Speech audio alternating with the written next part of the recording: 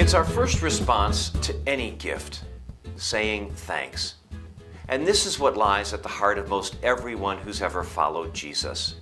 This is the very foundation and heartbeat of the Christian church, worshiping, adoring, and saying thanks for God's amazing gifts.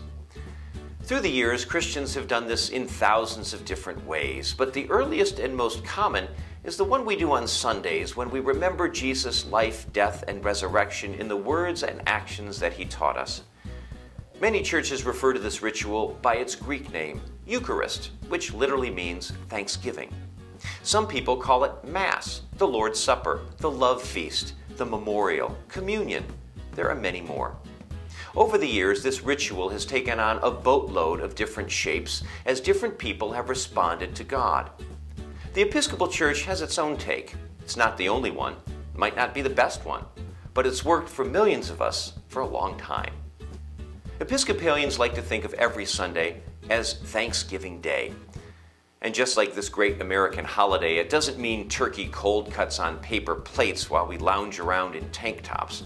Thanksgiving Day means the real deal. We get a painstakingly prepared roast turkey. Grandma spends days shining the silver and ironing the tablecloth. Aunts and uncles bring homemade pies and all kinds of appetizers. We honor the day and we honor the people who celebrate with us. For Episcopalians, Sunday Eucharist is like this.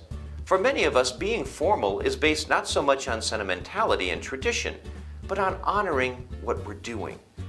And of course, the one who joins us for the meal, Jesus, who said, whenever we break that bread and pour that wine, he's there.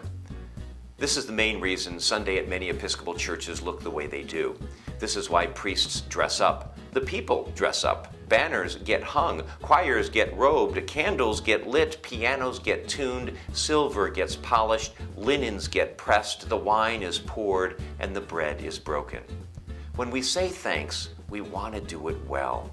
We want to take literally what Jesus called the greatest and first commandment. You shall love the Lord your God with all your heart and with all your soul and with all your mind.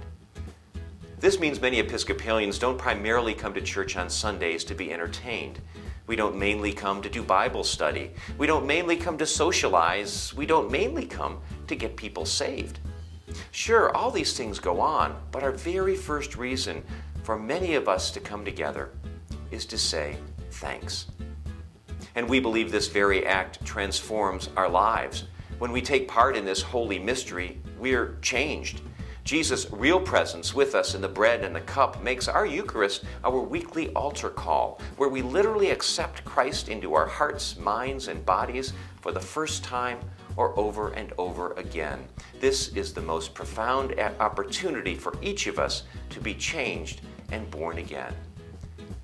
We know we're not the only ones who do this. We're just one church among thousands, which is why our communion table is not closed.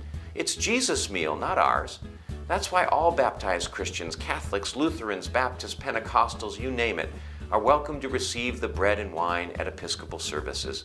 Christian unity based on communion and on every Christian's deepest desire to say thanks.